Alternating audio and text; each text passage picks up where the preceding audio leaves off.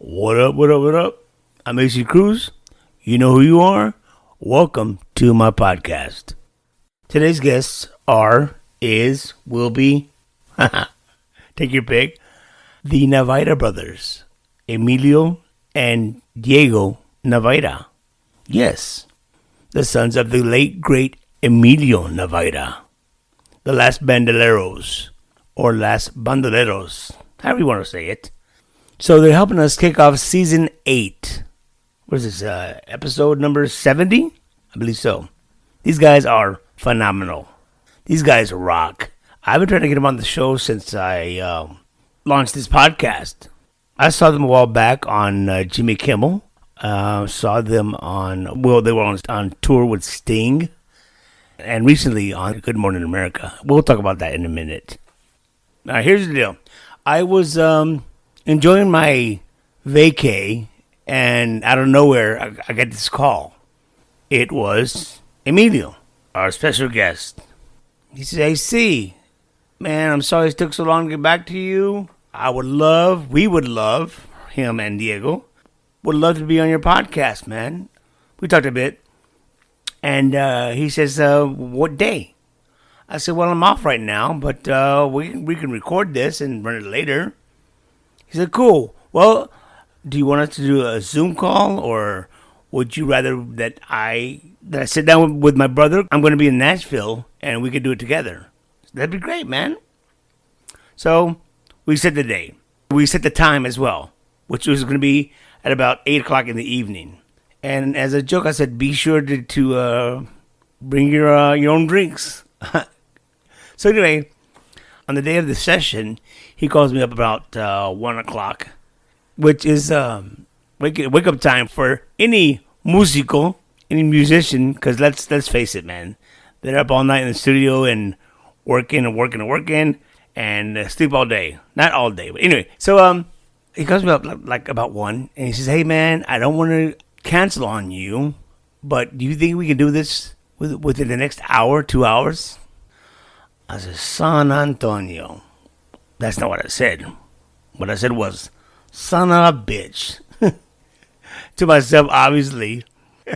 I mean, you're breaking me off a solid, man. You're doing me a favor, you know? I've been trying to book you for the past 2.5 years. You can damn well bet we're going to do it right now. I said, yeah, man, give me 45 minutes and I'll call you back. And I'll give you the passwords and the codes and everything for the Zoom. So, got my shower, called them up, set the Zoom session up. And when you hear me talking about beer, I drink beer. They drink tequila. And that's how we started the session. We had fun. So if you listen carefully, I think Emilio kind of let the cat out of the bag regarding new music. They also share some stories that nobody's ever heard before about their dad. So here we go. This is me Zooming with Emilio and Diego Navaira. Emilio and Diego Navaira, Jerry Fuentes, and Derrick James. These are the Last Bandoleros. Emilio and Diego chat with AC about how they're dealing with the pandemic, their recent performance on Good Morning America and why it was so special, to unforgettable memories and never heard before stories of their dad, the late, great Emilio Navaira. And of course, new music. Will it be Tejano? You be the judge. All this and more on the season premiere of the AC Cruz Podcast. So you guys lived over off of... We grew up on the south side. Our dad lived in you know where Von Army, Texas is? Of course I do, man. Exactly. That's where we grew up. I went to John Jay High School off of Marbach. Right, yeah. If you're breaking out the drinks, hold on, man. Not yet. It's too early. Who did that song, 5 o'clock somewhere? 5 o'clock somewhere. I don't know. I can't remember. Salud, gentlemen. Hold on, because I'm not gonna cheers you with club soda. Just bring the tequila. Yeah, one. Oh hell no! Too early for tequila, brother. Hey, we're Mexican. It's in the blood. We're just gonna sip on it. Yeah, no shots. So, brother, why did I think that you were in Houston for a bit? Well, I was. From 85 to 90, I was in Houston. And then between 89 and 90, I was on tour with Grupo Mas. Cool. And then I wound up doing another radio gig with B104, which is a top 40 radio station. And then I started doing Tejano again in 95. Anyway, forget about all that, man. That's why I thought it was in Houston, right? Yeah. So here we go. All right. But I guess, here, cheers. We'll start with the cheers. Salud, compadre. Salud. I'm sipping on it. Emilio, Diego, Navaira, how are you guys, man? We're doing fantastic. Are we zooming into Nashville or San Antonio? We're in Nashville right now. We are our band, the Last Bandoleros. We've been writing new music here during quarantine, and we probably have enough music right now for maybe a couple of records, but or albums rather. So yeah, we're just finishing some music up. We've been doing that all week while my brother's in town. Emilio's living in San Antonio, and so yeah, man, we've just been cranking and being creative and working on new music. Man, this pandemic has got everybody fucked up, man. Man, you know what? And us, Last Bandoleros, we are a road band. I would say over the last 3 years, we tour heavily. We play 180 to almost 200 shows a year over the last 3 years. So for us to just kind of put the brakes on, it's like, what do we do? What do we do? Yeah. Because we're such a live band, you know? Well, I tell you what, when I saw you guys on Good Morning America, and I said, you guys did it at Flores, right, Flores? Uh-huh. Matter of fact, through Emilio, you responded, man. You said, thanks for everything. I said, hey, baby, ¿qué pasó? Right. I said, dude, high energy. Good job, man. Thanks, man. It was actually really a blessing that we got to do Good Morning America during the pandemic, because if you think about it, if everything would have been normal, we would have been in New York doing it at their studio. But because of the way things were, we were able to do it from Flores in South Texas and kind of bring our culture to America in the first thing in the morning. That was a lot of fun. Hell yeah, it was. I can tell you guys were having a good time, man. And you mentioned tequila in that interview. That's right. It's always a good time to mention tequila. You know what I mean? Come on now. I don't know about all that. Listen, here's the deal. When I went down to the Valley in 91, I used to do the spring break on South Padre Island every freaking year for 5 years, man. So forget about the shots, man. Well, you don't need to take shots, man. It's all about sipping it. Little sipper. Well, good call. Now, Emilio, you live in San Antonio. Is that correct? I live in San Antonio. The rest of the band lives in Nashville, but I'm here, I would say, half of the month, and then the other half I'm back at home. But yeah. Diego's here at his house right now in Nashville, so the band lives in Nashville. Diego, do you like it? I do. I love it. Obviously, I miss home. I miss the food. But I love it here. You know what I like about living here is I get to see all 4 seasons, which I like. Growing up, we never saw snow and rarely saw like the leaves change. I feel like it's all summer and maybe like a couple of weeks of winter.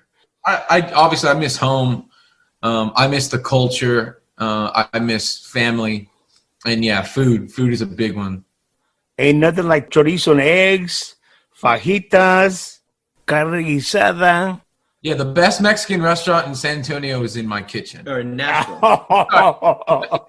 The best Mexican restaurant in Nashville is in my kitchen. That's true, man. It's funny when I was living here, and Jerry's also from San Antonio too in the band, and we learned how to make Mexican food. We had to, because it does not exist up here. Oh, come on. Well, no, it does. It's just it's not the same. It's not what we're used to. You know what I mean? Sure. Being in Nashville, have you gone to that the iconic Bluebird? Oh, Bluebird. Yeah, we actually played there. Oh, really?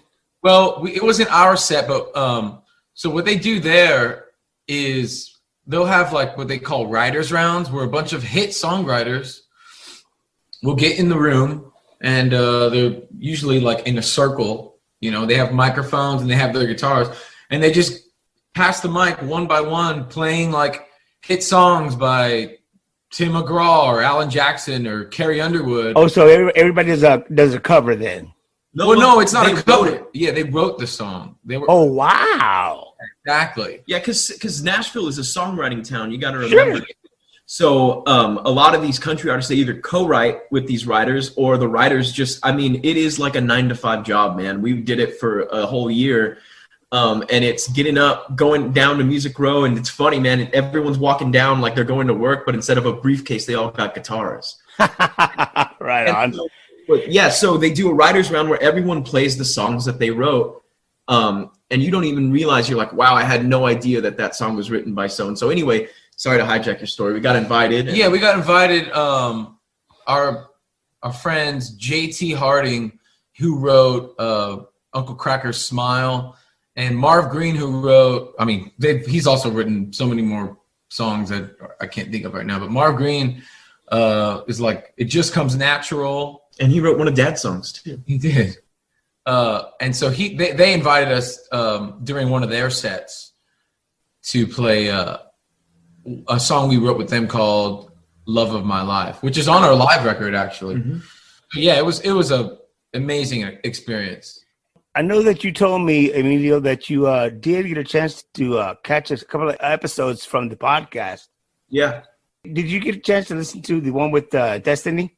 Yeah, I heard a little bit of the one with Destiny, and then we started working. But the other day I was making breakfast tacos, and I was listening to the episode with Pete Ostadio. He was talking about his hair, which was hilarious.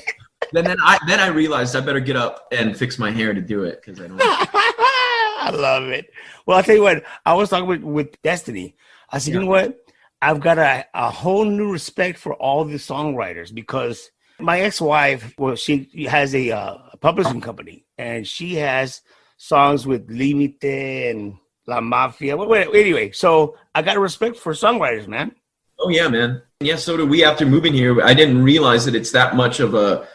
When you're an artist, you tend to follow your inspiration, and sometimes you don't feel like writing, and you don't, but I have a lot of respect from moving here and watching how these people get up and do it every day, no matter what. And yeah. Now that you guys are back in Nashville and you cranking out all these songs, and you've got what you said, you got enough material to do 2 albums? Yeah, probably. Yeah. Probably. Can we expect a new album anytime soon? You want to take this? I want to keep my mouth shut. I don't know if I'm going to get in trouble or not. I don't want to give away too much, but absolutely. New music. Well, it's been a while since we've released new music. Our last release was in May. But yes, new music very, very soon this year. And we are really, really excited about it. I think, without giving too much away, more so now, I think we're embracing our culture and our music much, much more, which we're really, really excited about. So do you think you'll be doing Tejano, crossover Tejano? Like I said, dude, I don't want to give away too much. My bad. Let's just say I think that, fans of 90s Tejano in particular are going to hear some stuff that they recognize maybe. Got it. They call the early 90s of the golden age of Tejano. Oh, yeah. Yeah, I would agree with that. That's when it split wide open. Of course, in the 80s, everything was building, even the 70s, from Little Joe and then Maz and Mafia and then David Lee Garza and all this stuff. And then I think it was prime by the time the 90s hit. Everyone was like, oh, okay, I get it now. And they just, with Emilio and Selena, just busted right open, That for sure. I would agree with that in country music, too. I think the early 90s was the golden era for country music. That's how my personal opinion, anyway. You good? Another shot of tequila? Why not, man? Damn. I told you I was sipping. I'll get yours. No, I don't want another one. I might have one. Salud. Here you go. I'm sipping. Cheers. Yeah, cheers. Salud. Before this pandemic, a lot of these artists would come over to my house, man. And we would have beer, pizza, tequila. Just having a good time. As a matter of fact, like Emilio says, he dug the show because it's just sitting around shooting the shit, man. Yeah, and talking about things that we all know and love. So it's easy. It's just like talking, sitting. What it reminded me of is, like, you remember after gigs. Exactly. everyone leaves and you're on the bus and you're just having drinks with friends and listening to music and talking. That's what it reminded me of. So I'm going to tell you what, man, when you mentioned that, there's so many memories that I have sitting with your dad and your uncle on the bus, shooting the shit about tonight's gig, right, or what's coming up in the future. You know what I'm saying? So yeah, when I launched this podcast, I said, you know what? That's the kind of show that I want to do. Well, you're succeeding because that's exactly what it feels like. So, well, good. I'm glad you think so, man. When it comes to your dad, if you don't mind, can we get into this? Yeah. Of course. I know that you hear this all the time. I've got so many memories with your dad, blah, blah, blah. The one that I told with Destiny, I said, you know what? It was Corpus Christi, Texas. We were backstage. I was with this beautiful girl, and and your dad says to me, "Hey, C, how are you? How come I always see you with a different chick?" Oh, God. Man. I'm like, I was like, dude, come on, man. Desio. All right, Chingo's the stories. That's funny, man. The one thing that I want to ask you, now I heard this from your cousin, your uncle, and your other cousin, Destiny, about playing band. That's what we did. We rarely played anything else. We would just play band. We'd set up, we'd be at our grandparents and set up the bed sheets like curtains. Yeah. And then whether we had toy guitars or I don't know, tennis rackets, or Emilio used to get our children's books and make them accordions. He would set them all up. You know how accordion players they're playing and they always have 2 or 3 other boxes accordions by their feet, right? Yeah. Emilio would do that. He would set up all the detail, all our books, all our kids' books, and pretend to play accordion. And yeah, man, that's 100% real. We did that. And that was what about the fog machine? The fog machine, what we used to do for smoke or pyro is my grandfather, my dad's dad was a barber. So we always had a talcum powder around and we could just choose that or get it in our hands and throw it up. My poor grandma would have to clean it all up once we were done. But yeah, man, I mean, I think you're a product of your environment, and as kids in the early 90s, sure, that's all we saw. Yeah. That's all we saw. It took me going to school to actually realize, not everyone is in the music industry. Because us Mexicanos, everyone that worked with my dad or for my dad was all family. So I thought, everyone's in the fucking music business. You know what I mean? Yeah. Now, did you guys pretend to play Tejano or rock or what? All of it. I think it was all of it. It was everything that we were hearing as kids, So at family barbecues, we'd be listening to KXTN or my dad's latest album that wasn't released yet. He'd be playing for the family. Van Halen would be on, or the Eagles, or the Beatles. Okay, wait. Hold on. Now that you've been to that, we all know the Tejano side, but when you mention Van Halen and Eagles, all-time favorite song, Van Halen, what is it? Dude, that's too hard, man. Come on. Just give me one.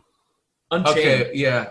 Right now, top of my head, I'm going to say Top Jimmy off of the 1984 album. That's the way I'm feeling right now. Dude, if you would ask me any other band, and I could even probably tell you my dad's, my favorite song for my dad. There's 2 bands that I cannot give you my favorite song is the Beatles and Van Halen. Because of my dad, we grew up studying their whole catalog. So we love everything. Yeah, once we started playing guitar and drums, we really were playing Tejano stuff. Really? Well, because that's all we knew. I look at videos of us as kids, and we're spending more time looking back at the band than we are paying attention to the crowd. I think we always wanted to be musicians. So when we started getting instruments, that's what we started playing. And my dad started saying, this is great, but here's Van Halen, right? And Van Halen and the Beatles were one of those bands that he got us a record at a time. Here, spend a month with this. Okay, now here's the next one. The reason I ask about Van Halen is because before I started this interview, I was in the shower, and I don't know, it came off my playlist, It was Ice Cream Man. So good. So good. I did not know that David Lee Roth played guitar. Yeah, he's playing the guitar on that. That's crazy. I didn't know that. And Eagles, how about it? I can tell you my favorite Eagles song. Sure. It's Life in the Fast Lane. Cool. Isn't that Joe Walsh? No. That's his riff, yeah. Playing guitar, yes. Yeah, Yeah. big time. Yeah. I like that. I'll go with New Kid in Town just to be different. That's also a good one. Same riff. I have to go with the acoustic version of Hotel California. It's great too. Classic. You know, my dad, I remember being a kid in a record company, or I don't know who was pressuring him, but he did such a cool live version of that they wanted him to put it on a record. And I remember him saying, like, I'm not going to do that. There's no way I'm going to do that. Pressure. It's too much pressure. Hey, by the way, when it comes to your dad, hold on. What's the song that I'm thinking of? Naciste para mí, that starts off like Boston, right? Yeah. You know the story behind that. No, please tell me, man. So my dad wrote the song. I believe he wrote it more of like a bolero, like a traditional thing on acoustic. And once he brought it into Michael and Ron Morales, who produced Unsung Highways and Southern Exposure and Quédate, those albums, you know, when they started adding production and stuff, or I guess when it was the band's turn, and I think the band at that time was Kike and George Esquivel, right? Were the bass and guitar player. And I think Kike played it, but apparently he had no idea. Yeah, he had no idea that he was basically playing a Boston riff. Because I know Kike, so I actually believe the story. I really do. Because I don't know what he listens to, but his creativity is crazy. He kind of pulls everything in and kind of just goes. So I actually believe that he had never heard the song before. And there is a 2-note difference in the Boston one and the Emilio one. Just 2 notes. It's different. So maybe that's why they never got sued like Vanilla Ice. Yeah, so they never, apparently he had never heard that intro. But my dad being such a big rock fan and the whole band really, and Raulito, they were just like, this is cool, let's put it in there. Yeah, exactly. And you know what? Tying this back to your question about when we were play band as kids, what were we, playing or pretending to sing? It was all of it. And you can hear it in my dad's early Tejano records. There's a lot of different genres that he wanted to explore, whether it was country or rock. Like Te Deseo Bien is on Unsung Highway. So he had a bunch of rock tunes. I love that song, man. In Mexico is country. You know what I mean? So we were kind of just, I don't know, inspired by, I guess, all the music that my dad was playing us, you know? You know what? I think that's what inspired me. My dad, forget about it. I come from a family of broadcasters. My dad was in radio. My sister, my brother, they're all inductees to the Tejano Roots Hall of Fame, right? But my dad, he turned me on to, I use this example all the time. He turned me on to Vicente Fernandez, to Ray Charles, to, he turned me on to all kinds of music, man. And that's a great thing. Yeah. And then when I was a teenager, I loved the Sex Pistols. How can you not want to be Sid Vicious when you're 17? No shit, right? What about now, man? Shit. Sid Vicious, yeah, exactly right, man. But that's cool. And you know what? More than any other culture, to be honest with you, because we've traveled and we've met a lot of people and made a lot of friends and hung out with a lot of people. The Tejanos, our culture, we tend to not discriminate against any music. It's all part of our culture. We adapt and listen to all of it. And that's a rare thing. Like you said, you grew up listening to all kinds of stuff. There's some people that just stick to what they listen to and they don't even expand their thing. But as a Tejano, I remember listening to everything growing up, like you said. Yeah. What was your favorite memory when it came to gigging or going with your dad to a gig? Do you remember or no? I don't put you guys on the spot. No. Oh man, there's so many. I'll think of something right now. That's pretty funny. Is when you're touring and you're on the road, you're family, but we were family. So you have little arguments about dumb things like musical things. I remember there were a few shows where sometimes I played drums for my dad, and it was hard because he felt the crowd. So some nights we could do 3 gigs back to back, and we'd do the same set. And the first gig he'd want it fast, the second gig he'd want it slower, and the third gig, like, who knows? But I remember sometimes having a hard time adjusting to what he wanted, and I felt like he was looking back at me all night. And I was like, God, he's probably really upset with me. And as soon as we get off stage, he gives me a big hug and a kiss, like nothing. Great show. And I'm like, I felt like I was doing terrible all night. But I think he likes to do that, to groom us as musicians, to not get too comfortable. So you actually got to play with your dad? Oh, yeah. 5 years? Yeah. Yeah, the last, I guess 5 or 6 years while he was touring. I stopped playing with him about maybe 2 months before he passed away because he fired us. Well, the Last Bandoleros, we started getting so busy. So I was out on the road, most of the time, and I wasn't able to make dad shows anymore. But yeah, it was so lucky that we got to spend that time, like the last 6 years of his life, which he was playing, he was back out on the road. And I'll forever be grateful for those years that we had, and being able to play music together, which is a passion that the 3 of us shared together. And that was such a special bond that I think we still feel like when we make music or when us are on stage, like, because he groomed us to perform like it was our last show. Yeah. And to create music that you love, Yeah. Which brings it back to one of my favorite memories is we were kids, so we weren't playing with him at the time. Maybe we were like 13, 14. But he had, was it kidney stones or? Oh, yeah. Was it? I was playing with him. You were? Okay. He had kidney stones, and man, he was in so much pain. And almost in tears, I'd never seen him this way. And he gets on stage, and you would just think he was normal. Like, it was flawless show, sounded amazing, did all the moves, did the splits, everything, and then walks off stage, and it's just like still in pain. I'm just like, whoa, like, he's giving it his all, no matter what. That's a champion, brother. That's a champion, man. And he did that every show.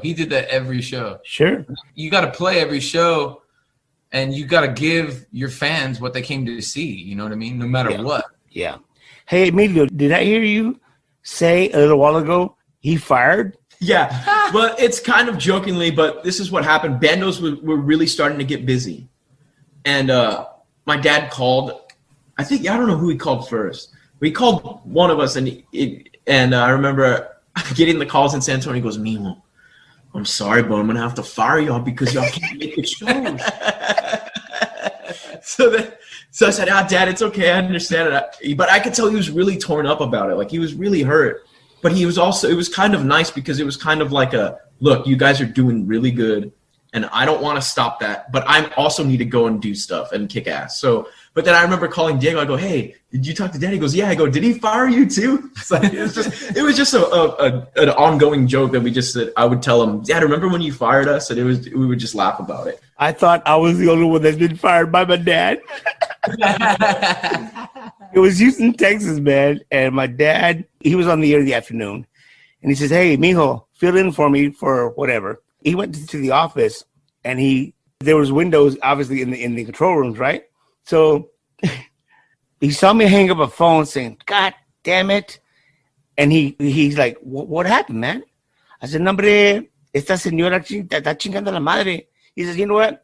Pull out your headphones and get the fuck out. He says, this is my time slot. So you don't fuck around with my listeners, man. Reflection on him. Yes, exactly. Forget about it. I thought, like I said, I thought I was the only one, man. Oh, no. Oh, no. It's a great story. What's next for Los Bandoleros, man? I'm sorry, Last Bandoleros. My bad. Oh, it's all good. Well, what we got going on, well, like we said, not hopefully, there will be new music soon. But on top of that, what we've been doing because of the pandemic not being able to go out, man, we have a weekly Facebook show that I think you would dig. It's a little freaky. It's every Wednesday, and it's called Around a Neon Cactus. And what it is it's basically like a weird, like, variety comedy show, but we play music every week. We engage with our fans. And since we can't go out and see them, we thought, well, we'll just do this weekly. And it just started back up again. We just started our second season. Can I ask you a question real quick? Yeah. When it comes to playing music, how do you get by with the licensing? As long as you're not using a recording, a mastered recording that is owned by a record label or owned by an artist, you can go ahead. You can perform the song. As far as we know, we haven't. Yeah. So you could do an acoustic set of the Eagles if you wanted to. Yeah, absolutely. Yeah. I did not know that, man. Yeah. Very cool. It's like cover bands playing it live, but I think that the difference is if you're using the recording that someone owns, then you have to pay money. Yeah, so that's what we do. We get up and we play music, and we have little segments where we each like have our we go and take the camera, and for 1 week we just show like what our day's like or anything. Some weird stuff has been coming up. Very cool, man. And the name of the show again is Around a Neon Cactus. I saw you mention that on GMA, man. That's right. Yeah, and it's every Wednesday at 7:30 on our Facebook page, and I think that a lot of people will like it. If you haven't seen it, just tune in and give it a try. I think you'll like it. I think you'll have fun with us. What else is going on, man? Aside from all the music, no touring because of the pandemic, right? Yeah, man, I cannot wait to get back on the road. Like I said, the last 3 years we were touring heavily, and be careful what you wish for, because I remember thinking, man, it would be nice to have some time off, but not a whole fucking year, man. Tell me about it, man. Yeah. I ain't gonna lie, man. I've been cooped up in this house the whole year. Nobody comes in, nobody goes out. You know what I'm saying? Yeah, I mean, other than, like Emilio said, other than doing the Around a Neon Cactus show every Wednesday and creating new music, ain't a lot going on. I mean, I still got the Christmas tree up. I saw that. I was gonna ask you that. When do you plan on taking that down, man? I don't know. I think my wife said if it's not down by Valentine's Day, then we're really lazy. Well, why don't you do what Gretchen Wilson does? All year long. That's it. I remember when I was like 17 or 18, we did that at my mom's house once. We just left it all year long and decorated it for, St. Patrick's Day or the 4th of July. I'm not sure. Maybe I'll do that. I just don't feel like going up to the attic, putting it up. Too lazy. I find myself being so lazy these days, and I'm really not a lazy person. I'm more of a hyper person.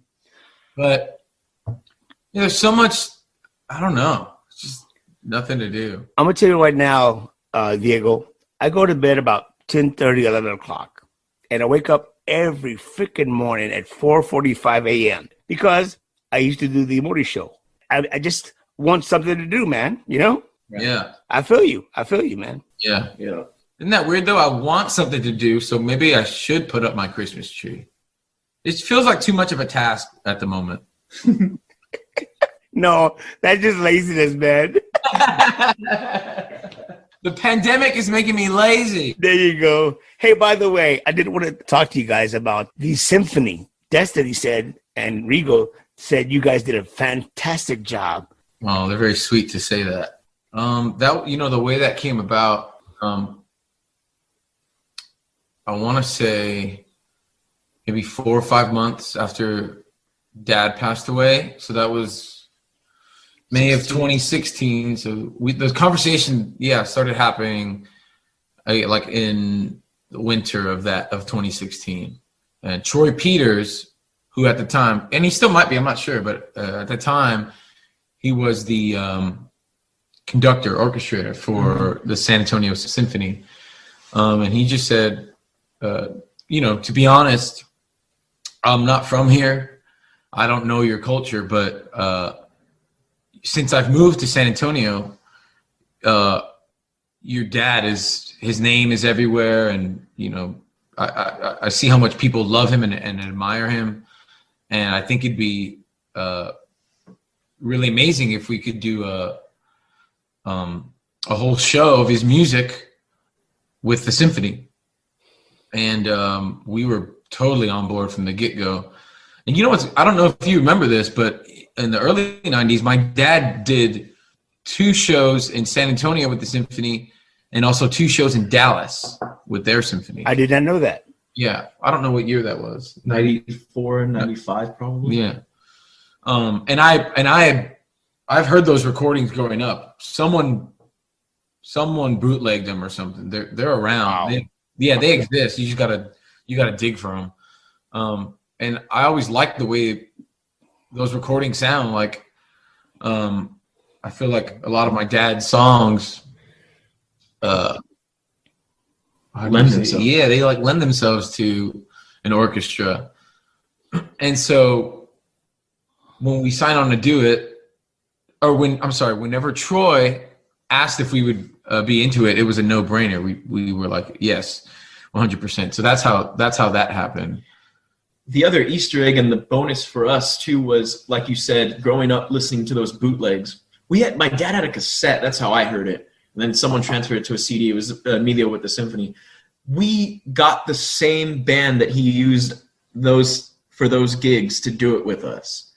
So that was another special thing. It was really, really fun. I mean, the exact same members went and played the symphony with us. So that was a really cool experience. It's like, I don't want to say full circle, but it definitely feels like satisfying in some way, because he's not here. So any way that we can to keep his legacy alive and also do cool things like playing with the symphony and using the same band, I just get really excited about doing stuff like that for him. Sure.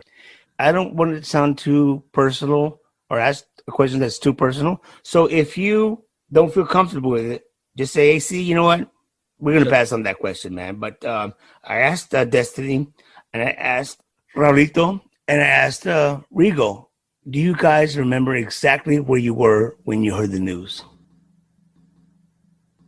Yeah, I had just flown home from Los Angeles, and I had just gotten home. And I was calling him just to talk to him, and he didn't answer. And then got word from Maru, and then Diego was out of town. The guys were doing radio tour.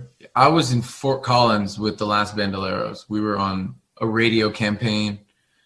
I was in Fort Collins, Florida, and I spoke to him about 3:30 p.m. And just a brief conversation, just seeing, what's up, what he was doing today. And we went out after our radio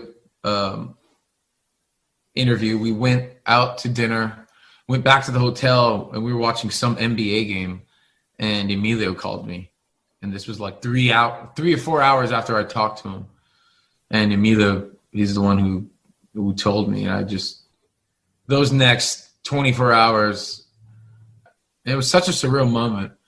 But Emilio's the one who told me over the phone. Yeah. I can't imagine. So I'm going to go ahead and move on, guys, okay?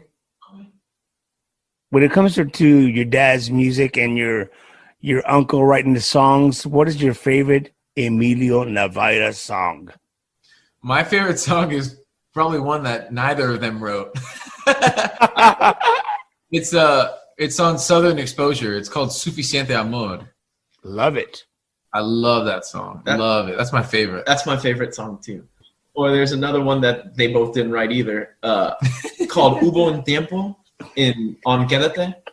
And my dad just sings the shit out of that song. Your dad sings the shit out of all his songs, man. He's a badass, man. Speaking of Van Halen and my dad, I will tell you a funny story that not too many people know. When Diego and I were in high school, we went to McCullum High School on the south side. Exactly. So from graduating from playing pretend band to kids to actually getting real instruments, that's all we ever really did was play music. Yeah. So when we were in high school, we found another kid that would play bass, and we would literally go to my dad's home studio that he had on the ranch in Von Army, And we would just go there, and I don't know if we should say, but we would try to get someone to get us some beer. And we would just smoke cigarettes and drink beer and play Van Halen songs. And one night my dad came home from a studio session, and he was feeling pretty good. And he grabbed the mic, and we played a full Van Halen set with him singing. And I wish we would have recorded it, but I remember it. We played like a full set, man, and he just sang his ass off. And then he just got up and said goodnight and left. And I was like, what the fuck just happened? It was amazing, man. It was like being Van Halen, but your dad was David Lee Roth. Gotta love it. Guys, I know you gotta get, so tell me again, what's new, what's coming up in the future for the Last Bandoleros? Well, like I said, we're in the studio. We should have new music out sooner than later. And we have a weekly show on Facebook every Wednesday at the Last Bandoleros on Facebook. It's called Around a Neon Cactus. We really want you to watch it. We think you'd dig it. I will. I'll check it out. I'll check it out for sure, man.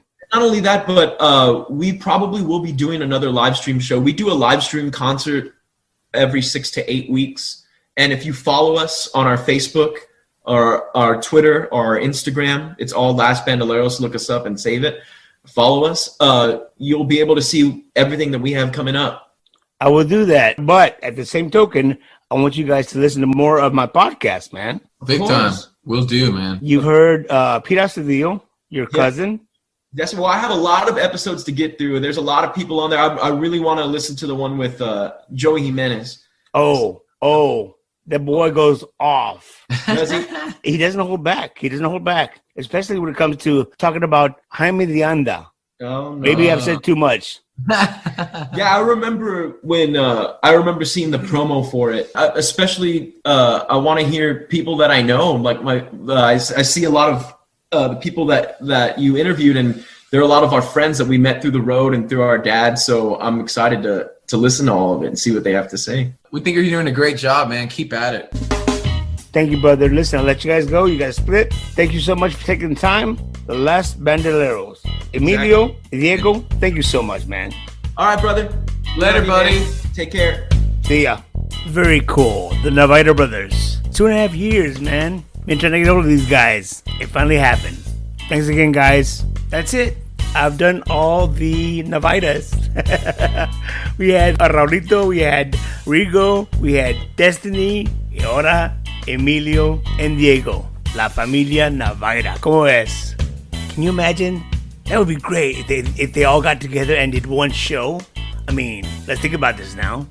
Emilio on drums, Diego on bass, Rigo lead guitar, or vice versa. Destiny singing. She also plays guitar. They're all singing. And Raulito doing his thing. Shit, Raulito could write the song, no? He's written all those hits. Why not? La Familia Navaira. Just an idea. Run with it if you want. Anyway, I hope you enjoyed as much as I enjoyed bringing it to you. Thank you, the voice girl, Jackie Lynn. Thank you, Romeo, TejanoNation.net. And most of all, thank you, the listeners, the subscribers. You guys are the most important part, and I'm forever grateful. So listen, if you like the podcast, tell your friends. If your friends don't like it, find new friends. So just chill to the next episode of the AC Cruz Podcast. Take care and be safe.